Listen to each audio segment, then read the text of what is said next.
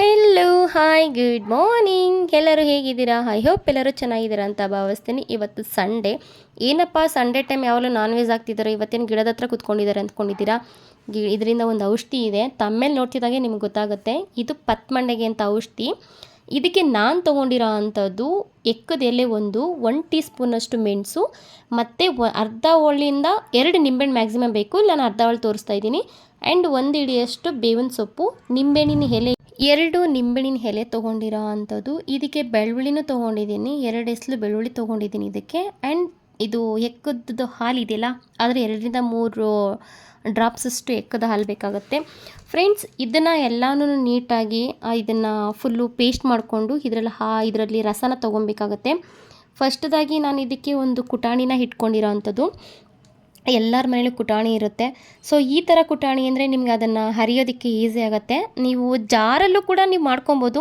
And ಜಾರಲ್ಲಿ ಮಾಡಿಕೊಂಡ್ರೆ next ನೀವೇನು ಅದನ್ನು ರುಬ್ಬಕ್ಕಾಗೋದಿಲ್ಲ, ಆ ಥರ ಆಗುತ್ತೆ.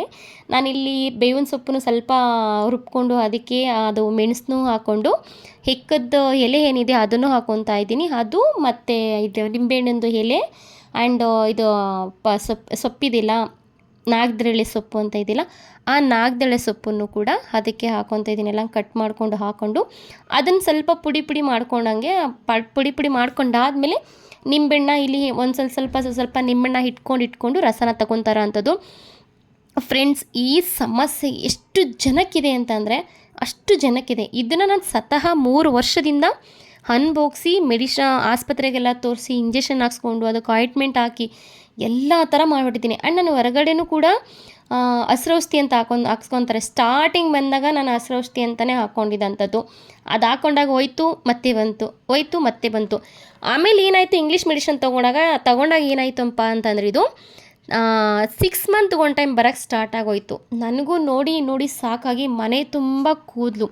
ಆಮೇಲೆ ಕೆಲವರು ಹೇಳಿದ್ರು ಥೈರಾಯ್ಡ್ ಇತ್ತು ಅಂತಂದರೆ ಆ ಥರ ಪ್ರಾಬ್ಲಮ್ ಆಗುತ್ತೆ ಅಂತ ಅಂದರು. ಓಕೆ ಅಂತೇಳಿ ನಾನು ಥೈರಾಯ್ಡ್ ಚೆಕಪಿಂದ ಹಿಡಿದು ಎಂಟೈರ್ ಬಾಡಿಲಿ ಏನೇನು ಚೆಕಪ್ ಮಾಡಿಸ್ಬೇಕು ಎಲ್ಲ ಚೆಕಪ್ಪು ಮಾಡಿಸ್ದೆ. ಎಲ್ಲನೂ ಮಾಡಿಸಿ ಕೊನೆಗೆ ನನಗೆ ಸಫರ್ ಆಗಿಬಿಟ್ಟು ನಾನು ಹೇರ್ನು ಕೂಡ ಕಟ್ ಮಾಡಿಸ್ಬಿಟ್ಟೆ. ಯಾಕೆಂದರೆ ಉದ್ದ ಇರೋರಿಗೆ ಹೇರ್ ಏನಾಗುತ್ತೆ, ಲೈಕ್ ಅದು ಉದ್ರೋದ್ಮೇಲೆ ಏನಾಗುತ್ತೆ ಅಂತ ಅಂದರೆ ಇದು ಒಂಥರ ತೆಳ್ಳಿಗೆ ಬಾಲದ ಥರ ಆಗಿಬಿಡುತ್ತೆ. ಅದಕ್ಕೆ ನಾನು ಸ್ವಲ್ಪ ಕಟ್ ಮಾಡಿಸೋಣ ಅಂತ ಹೋದೆ. ಅವ್ರು ಸ್ಟೆಪ್ ಕಟ್ಟಿಂಗ್ ಮಾಡಿಸಿ ಕೊತ್ತಂಬರಿ ಸೊಪ್ಪು ಥರ ಮಡಗಿಸ್ಬಿಟ್ರು. ಸೊ ಓಕೆ ಬಿಡು, ನನಗೇನು ಹೇರ್ ಗ್ರೋತ್ ಆಗುತ್ತೆ ಅಂತ ಹೇಳಿ ನಾನು ತಲೆ ಕೆಡಿಸ್ಕೊಳ್ದೇ ನಾನು ಹೇರ್ ಗ್ರೋತ್ ಬಗ್ಗೆ ಕಾನ್ಸಂಟ್ರೇಷನ್ ಮಾಡ್ಕೊಂಡು ಸುಮ್ಮನೆ ಆದೆ.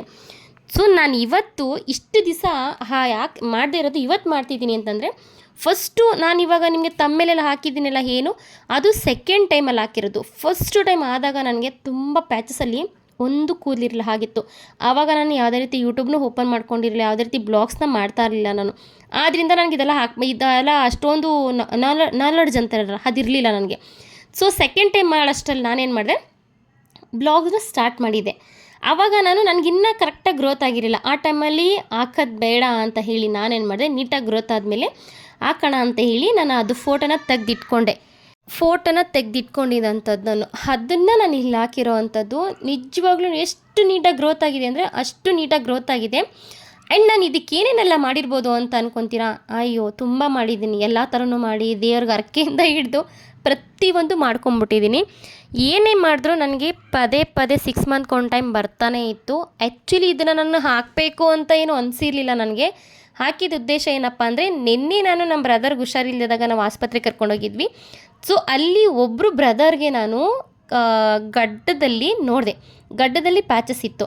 ಸೊ ನಾನು ಅವ್ರಿಗೆ ಇದನ್ನು ಇನ್ಫಾರ್ಮ್ ಮಾಡೋಣ ಅಂದ್ಕೊಂಡೆ ನಾನು. ಅವರು ಒಂಥರ ತುಂಬ ಅಫಿಷಿಯಲಿ ಮಾತಾಡ್ತಾಯಿದ್ರು. ಏನಪ್ಪ, ಅವರು ಒಳಗಡೆ ಬರ್ತಾ ಇದ್ದಂಗೆ ನಾನು ಆ್ಯಕ್ಚುಲಿ ಅದನ್ನು ನಮ್ಮ ಅಣ್ಣಂದು ಏನೋ ರಿಪೋರ್ಟ್ ತೋರ್ಸೋಕೆ ಹೋಗಿದ್ದಾಗ ನಾನು ನೋಡಿದ್ದು. ಅಲ್ಲಿ ಅವ್ರು ರಿಪೋರ್ಟ್ ತೋರ್ಸೋಕೆ ಹೋಗ್ತಿದ್ದಂಗೆ ಅವ್ರು ಏನಪ್ಪ ಅಂತ ಬಂದ ತಕ್ಷಣ ನಾವು ಅವ್ರ ಕಡೆ ಇವ್ರ ಕಡೆ ಇರೋ ಅಂತ ಒಂಥರ ಇಂಪ್ಲೆನ್ಸಲ್ಲಿ ಮಾತಾಡಿದ್ರು.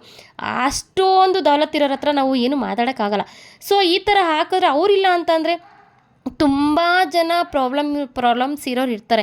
ಈ ಕೆಲವ್ರಿಗೆ ಐಬ್ರೋ ಉದ್ರೋಗಿರುತ್ತೆ, ಕೆಲವ್ರಿಗೆ ಗಡ್ಡದ ಹತ್ರ ಉದ್ರೋಗಿರುತ್ತೆ, ಕೆಲವ್ರಿಗೆ ಮೀಸೆ ಉದ್ರೋಗಿರುತ್ತೆ, ಕೆಲವ್ರಿಗೆ ತಲೆಯಲ್ಲಿ ಪ್ಯಾಚಸ್ ಇರುತ್ತೆ. ನಿಜವಾಗ್ಲೂ ಫ್ರೆಂಡ್ಸ್, ಇವಾಗಂತೂ ಇದು ತುಂಬಾ ಕಾಮನ್ ಆಗಿಬಿಟ್ಟಿದೆ. ತುಂಬ ಜನಕ್ಕೆ ನಾನು ನೋಡಿದ್ದೀನಿ ಇದನ್ನು. ಹೆಂಗೆ ಅಂತ ನಾವು ಈವೆಂಟ್ಗೆಲ್ಲ ಹೋಗ್ತಿರ್ತೀವಲ್ಲ, ಈವೆಂಟ್ಗೆ ಹೋದಾಗಲೂ ಅಷ್ಟೇ. ಸೊ ತುಂಬ ಜನಕ್ಕೆ ನೋಡಿದ್ದೀನಿ. ಅದಕ್ಕೆ ನಾನು ಇದನ್ನು ಮಾಡಾಕೋದ್ರಿಂದ ಅಟ್ಲೀಸ್ಟ್ ನನ್ನ ಹತ್ರ ಇರೋ ಅಲ್ಪ ಸ್ವಲ್ಪ ಸಬ್ಸ್ಕ್ರೈಬರ್ಸ್ ಯಾರಿದ್ದಾರೆ ಅವ್ರಿಗಾದ್ರೂ ರಿಕ್ವೆಸ್ಟ್ ಮಾಡಿಕೊಂಡ್ರೆ ಅವರಾದ್ರೂ ಶೇರ್ ಮಾಡ್ತಾರೆ ಅಂತ ಅಷ್ಟೇ. ಸೊ ಇದನ್ನು ನೀವು ಯಾವ ವಿಡಿಯೋ ಶೇರ್ ಮಾಡಿಲ್ಲ ಅಂದರೂ ಪರವಾಗಿಲ್ಲ, ದಯವಿಟ್ಟು ಇದು ನನ್ನ ಹಂಬಲ್ ರಿಕ್ವೆಸ್ಟು, ದಯವಿಟ್ಟು ನಿಮ್ಗೆ ಎಷ್ಟು ಸಾಧ್ಯನೋ ಅಷ್ಟು ಶೇರ್ ಮಾಡಿ. ಆ್ಯಂಡ್ ಈ ಪ್ಯಾಚಸ್ ಎಲ್ಲ ಯಾರಿಗಿರುತ್ತೋ ಅವ್ರುಗಳ್ಗೆ ತಲುಪೋ ತನಕ ಶೇರ್ ಮಾಡಿ. ಅವರು ಮನೆಯಲ್ಲಿ ಇದನ್ನು ರೆಡಿ ಮಾಡ್ಕೊಂಡು ಹಾಕ್ಕೊಳ್ಳಿ. ಇದನ್ನು ಹಾಕೋ ಟೈಮಲ್ಲಿ ಹೇಗೆ ಹಾಕಬೇಕು ಅಂತ ಅಂದರೆ, ಇದನ್ನು ಫಸ್ಟು ನೀಟಾಗಿ ಎಲ್ಲ ನಾನು ಏನೇನು ಐಟಮ್ ತೋರಿಸ್ತಾ ಐಟಮ್ ಎಲ್ಲ ಹಾಕ್ಕೊಂಡು ನೀಟಾಗಿ ನಿಂಬೆಹಣ್ಣು ರಸನ ಹಿಂಡ್ಕೊಂಡು ಅದರ ರಸ ಬರೋ ಥರ ಮಾಡ್ಕೊಬೇಕಾಗತ್ತೆ. ಯಾಕೆಂದರೆ ಅದರಲ್ಲಿ ನೀಟಾಗಿ ಫುಲ್ಲು ರಸ ಬರೋದಿಲ್ಲ. ಸೊ ನೋಡಿ ನಾನು ಎಷ್ಟು ನೀಟಾಗಿ ಮಾಡ್ಕೊಂಡು ಉಂಡೆ ಮಾಡ್ಕೊಂಡಿದ್ದೀನಿ. ಬಟ್ ಅದು ಅರಿಯೋ ಟೈಮಲ್ಲಿ ಎಷ್ಟು ಘಾಟ್ ಹೊಡಿತಿತ್ತು ಅಂತಂದರೆ, ನನ್ನ ಮಗ ಪಕ್ಕದಲ್ಲಿ ಕೂತಿದ್ದನು ಎದ್ದೊಟ್ಟೋಗ್ಬಿಟ್ಟ. ಅಯ್ಯೋ ಅಮ್ಮ, ನಾನು ಘಾಟು ತಡೆಯೋಕ್ಕಾಗ್ತಾಯಿಲ್ಲ ಅಮ್ಮ, ತಲೆನೋವು ಅಂದ್ಬಿಟ್ಟು ಹೊರಟೋದ. ನಾನು ಅದನ್ನು ಹರಿಯುವಾಗ ನನಗೆ ಕಣ್ಣುರಿತಾಯಿತ್ತು, ಅಷ್ಟು ಘಾಟ್ ಇರುತ್ತೆ. ಆ್ಯಂಡ್ ಅಷ್ಟೇ ಪವರ್ಫುಲ್ ಔಷಧಿ ಇದು ಹೇಳ್ಕೋಬೇಕು ಅಂತ ಅಂದರೆ, ಈ ರೀತಿ ಅದನ್ನು ಚೆನ್ನಾಗಿ ಹಿಂಡಿ ನೀವು ರಸನ ಎತ್ಕೊಬೇಕಾಗತ್ತೆ. ಇಷ್ಟು ರಸನೂ ಬೇಕಾಗಿರೋದಿಲ್ಲ ನಿಮಗೆ. ಇದನ್ನು ನಾನು ಇವಾಗ ಹಚ್ಚಿ ತೋರಿಸ್ತೀನಿ ನಿಮಗೆ. ಆಲ್ಮೋಸ್ಟ್ ನನಗೆ ಹೇರ್ ಗ್ರೋತ್ ಆಗಿದೆ, ಆದರೂ ಸ್ವಲ್ಪ ಚೂರು ಪ್ಯಾಚಸ್ ಥರ ಇದೆ. ನಾನು ನಿಮಗೆ ತೋರಿಸ್ತೀನಿ, ನಿಮಗೆ ಯಾವ ಜಾಗದಲ್ಲಿ ಆಗಿತ್ತು ಅನ್ನೋದನ್ನು ತೋರಿಸ್ತೀನಿ. ಆ್ಯಂಡ್ ಅಲ್ಲಿ ಹೇರ್ ಗ್ರೋತ್ ಆಗಿರೋದನ್ನು ನಾನು ತೋರಿಸ್ತೀನಿ. ಇಲ್ಲಿ 2 3 ಡ್ರಾಪ್ಸ್ ಅಷ್ಟು ಎಕ್ಕದ ಹಾಲನ್ನ ಹಾಕ್ಕೊತಾ ಇದ್ದೀನಿ. ಈ ಎಕ್ಕದಲ್ಲೂ ಎಷ್ಟು ಯೂಸ್ಫುಲ್ ಇದೆ ಅಂತ ಅಂದರೆ, ಆಮೇಲೆ ಕಾಲಲ್ಲಿ ಕೆಲವರಿಗೆ ಹೊಡ್ಕೊಂಡಿರೋ ಜಾಗಕ್ಕೆ ಎಕ್ಕದ ಹಾಲನ್ನ ಹಾಕಿದ ತಕ್ಷಣ ಅದು ಕ್ಯೂರ್ ಆಗುತ್ತೆ. ಆಮೇಲೆ ಕಾಲಲ್ಲಿ ಈ ಫಂಗಲ್ ಇನ್ಫೆಕ್ಷನ್ನು ಮತ್ತು ಈ ಶುಗರ್ ಇದ್ದು ಕಾಲೆಲ್ಲ ಊದ್ಕೊಂಡು ಈ ಥರ ಎಲ್ಲ ಆಗಿರೋರಿಗೂ ಕೂಡ ಅದನ್ನು ಎಕ್ಕದ ಎಲೆನ ಕಾಲಲ್ಲಿ ಕಟ್ಟಿದ್ರೂ ಕೂಡ ಅದು ಕ್ಯೂರ್ ಆಗುತ್ತೆ ಅಂತ ಹೇಳ್ತಾರೆ. ನೀವು ನೋಡಿ ಎಷ್ಟು ನೀಟಾಗಿ ಗ್ರೋತ್ ಆಗಿದೆ ಅಂತಂದರೆ, ಅದರಲ್ಲೆಲ್ಲ ಹೇರ್ಸ್ ಗ್ರೋತ್ ಆಗಿದೆ. ಆ್ಯಂಡ್ ಆಮೇಲೆ ನೀವೇ ನೋಡ್ತಾ ಇರ್ಬೋದು, ಅದರಲ್ಲೆಲ್ಲ ಇಷ್ಟುದ್ದ ಹೇರ್ ಬಂದಿದೆ. ಸೊ ಇದು ವಿಡಿಯೋ ಒಂಚೂರು ಇದಾಗಿದೆ. ಸೊ ನೀವು ಇದು ಮಾಡ್ಕೊಳ್ಳಿ, ಹೇರೆಲ್ಲ ನೀಟಾಗಿ ಗ್ರೋತ್ ಆಗಿದೆ. ಅದು ಹಿಚ್ಚಿಂಗ್ ಆಗುತ್ತೆ. ಸೊ ನೀವು ಫಸ್ಟ್ ಏನು ಮಾಡಬೇಕು, ಅದನ್ನು ಹಾಕೋಕ್ಕೂ ಮುಂಚೆ ಫಸ್ಟ್ ಏನು ಮಾಡಬೇಕು, ಇದನ್ನು ತೊಗೊಬೇಕು, ಬೆಳ್ಳುಳ್ಳಿದು ಫಸ್ಟ್ ಟೈಮ್ ಹಚ್ಚೋರು. ನಾನು ಯಾಕೆ ಅಂತಂದರೆ ಇದು 3ನೇ ಸರಿ ಹಚ್ತಾರೋದ್ರಿಂದ ನನಗೆ ಅದ್ರ ಅವಶ್ಯಕತೆ ಇಲ್ಲ. ನಿಮ್ಗೆ ನೀಟಾಗಿ ಗೊತ್ತಾಗುತ್ತೆ. ನನ್ನ ಮಗನಿಗೆ ಹೇಳಿದೆ ಮಾಡು ಅಂತ, ಅವನು ಅಷ್ಟೊಂದು ನೀಟಾಗಿ ಮಾಡಿಲ್ಲ ವೀಡಿಯೋನ. ಸೊ ಅವ್ನಿಗೆ ಇದರಲ್ಲೆಲ್ಲ ಅಷ್ಟೊಂದು ಆಸಕ್ತಿ ಇಲ್ಲ, ಹೋಗಮ್ಮ ಅಂತ ಹೇಳ್ತಾನೆ. ಸೊ ಆದ್ದರಿಂದ ಇದಾಗಿರೋದು. ನೀವು ಬೆಳ್ಳುಳ್ಳಿದ ಹಿಂದೆ ಮೂಗು ಬರುತ್ತಲ್ಲ, ಆ ಮೂಕಲ್ಲಿ ರಕ್ತ ಬರೋ ತನಕ ಚೆನ್ನಾಗಿ ಕೆರಿಬೇಕು. ಅದನ್ನು ಚೆನ್ನಾಗಿ ಕೆರೆದು ಅದರಲ್ಲಿ ಮಟನ್ ತೊಳೆದಾಗ ನೀರು ಬರುತ್ತಲ್ಲ, ಆ ಥರ ನೀರು ಬರುತ್ತೆ. ಅದನ್ನು ಚೆನ್ನಾಗಿ ಪ್ರೆಸ್ ಮಾಡಿ ಒಂದು ಹತ್ತಿಂದ ಒರೆಸ್ಬೇಕು. ಎಷ್ಟು ಅಂದರೆ ಸ್ಟಾರ್ಟಿಂಗ್ ಉರಿ ಬರುತ್ತೆ, ಸ್ಟಾರ್ಟಿಂಗ್ ಡೇಸಲ್ಲಿ ಉರಿ ಬರುತ್ತೆ, ಜ್ವರನೇ ಬಂದುಬಿಡುತ್ತೆ ಅವರಿಗೆ. ಸೊ ಅಷ್ಟು ಉರಿ ಇರುತ್ತೆ. ಅದನ್ನು ಚೆನ್ನಾಗಿ ಹಿಚ್ಕಿ ಆಮೇಲೆ ಏನು ಮಾಡಬೇಕು, ಈ ಥರ ಹೆಕ್ಕದ ಕಡ್ಡಿನಲ್ಲಿ ಹಾಲು ಬರುತ್ತೆ, ಹಾಲು ಸಮೇತ ಉಜ್ಜಬೇಕು. ಸೊ ಅದನ್ನು ಉಜ್ಜೋದ್ರಿಂದ ನಿಮಗೆ ಒಳಗಡೆ ಹುಳ ಇರುತ್ತಲ್ಲ, ಅದ್ರ ಒಳಗಡೆ ಹುಳ ತಲೆ ಕೂದಲಿಗಿಂತ ಸಣ್ಣ ಇರುತ್ತಂತೆ. ನನಗೆ ಗೊತ್ತಿಲ್ಲ. ಅದನ್ನು ನಾವು ಶೇವಿಂಗ್ ಶಾಪಲ್ಲಿ ನಾನು ಔಷಧಿ ಕೇಳಕ್ಕೆ ಹೋಗಿದ್ದಾಗ ಅವ್ರು ಹೇಳಿದರು, ಮೇಡಮ್ ಆ ಥರ ಹುಳ ಇರುತ್ತೆ, ಅದಕ್ಕೆ ಔಷಧಿ ಸಿಗ್ತಾಯಿಲ್ಲ, ಮನೇಲೇ ಹೋಮ್ ರೆಮಿಡಿ ಏನಾರು ಮಾಡ್ಕೊಂಬಿಡಿ ನೀವು, ಹಾಗೆ ಹೀಗೆ ಅಂತ ಹೇಳಿದರು. ಹಾಸ್ಪಿಟ್ಲಿಗೆ ತೋರಿಸಿ ನೀವು ಅಂತ ಹೇಳಿದ್ರು. ಅದನ್ನು ಬ್ಯಾನ್ ಮಾಡಿದಾರೆ ಔಷಧಿನ ಅಂತ ಹೇಳಿದ್ರು. ಸೊ ಹೌದಾ, ಬ್ಯಾನ್ ಮಾಡಿದಾರ ನೋಡಿ, ನಿಮಗೆ ಗೊತ್ತಾಗುತ್ತೆ. ನಾನು ಹಚ್ಚಿದ್ದೀನಿ, ಆ ಕಡೆ ಈ ಕಡೆ ಎಲ್ಲ ಹೆಂಗೆ ಯಾವ ಥರ ಆಗಿದೆ, ಬಟ್ ಗ್ರೋತ್ ಆಗಿದೆ. ನನಗಂತೂ ತುಂಬ ಪರ್ಸ್ನಲಿ ಇಷ್ಟ ಆಯಿತು ನನಗೆ. ಆ ಥರ ನಾನು ಅದು ಅಷ್ಟು ಹುಳ ಇರುತ್ತೆ ಅಂತ ಹೇಳಿದ್ರು. ಈ ಥರ ಪ್ರೆಸ್ ಮಾಡಿ ತೆಗಿಬೇಕಾಗತ್ತೆ ಅಂತ ಹೇಳಿದರು. ಅದನ್ನು ನಾನು ಮೈಂಡಲ್ಲಿ ಇಟ್ಕೊಂಡು ನಾನೇನು ಮಾಡಿದೆ ಅಂತ ಅಂದರೆ, ಅದನ್ನೇ ನಾನು ಮನೇಲಿ ಬಂದು ನಾನು ಮಾಡಿಕೊಂಡು starting 10 days full 10 days completely ಅಷ್ಟೇ. ಹೆಂಗೆ ಅಂತಂದರೆ, ಒಂದು ಸರಿ ನಾನು ಹಚ್ಕೊತಿದ್ದೆ, ಇಲ್ಲ ಅಂತಂದರೆ ನಮ್ಮ ಅಪ್ಪಂಗೆ ಹಚ್ಚಿಸ್ತಾ ಇದೆ. ನಾನು ಹೊರಗಡೆ ಎಲ್ಲಿನ ತರೋಕ್ಕಾಗಲ್ಲ, ನಾಲ್ಕದಳೆ ಸೊಪ್ಪನ್ನ ತರೋಕ್ಕಾಗಲ್ಲ ಅಂತ ಹೇಳಿ ನಾನೇನು ಮಾಡಿದೆ, ಮನೇಲೇ ಗಿಡ ಹಾಕ್ಕೊಂಬಿಟ್ಟೆ. ನಾನು ಬೇಡ ಬೇರೆಯವ್ರ ಹತ್ರ ಕೇಳೋದು ಬೇಡ ಅಂತೇಳಿ ಮನೇಲೇ ಗಿಡ ಹಾಕ್ಕೊಂಡೆ. ಮನೆಯಲ್ಲೇ ಗಿಡ ಹಾಕ್ಕೊಂಡು ಅದರಲ್ಲಿ ಔಷಧಿ ಮಾಡ್ಕೊಂಡು ನಾನು ಹಚ್ಕೊತಾ ಬಂದೆ. ನಿಜವಾಗ್ಲೂ ತುಂಬ ಚೆನ್ನಾಗಿ ಹೇರ್ ಗ್ರೋತ್ ಆಯಿತು. ಆಮೇಲೆ ಅದನ್ನು ಹಚ್ಚಿದಾಗ ಏನಾಗುತ್ತೆ ಅಂತಂದರೆ, ಫುಲ್ಲು ಕಡ್ತಾ ಬರುತ್ತೆ. ಎಷ್ಟು ಕಡ್ತಾ ಅಂತಂದರೆ ಫುಲ್ಲು ಕೆರ್ಕೊಂಬಿಡ್ಬೇಕು, ಹುಚ್ಚಿಡಿಯೋಷ್ಟು ನೆವೆ ಆಗುತ್ತೆ. ಒಳಗಡೆ ಹುಳ ಏನಿರುತ್ತೆ, ಆ ಹುಳ ಸಾಯೋ ಟೈಮಲ್ಲಿ ಅದು ನೆವೆ ಬರೋದು ನಮಗೆ.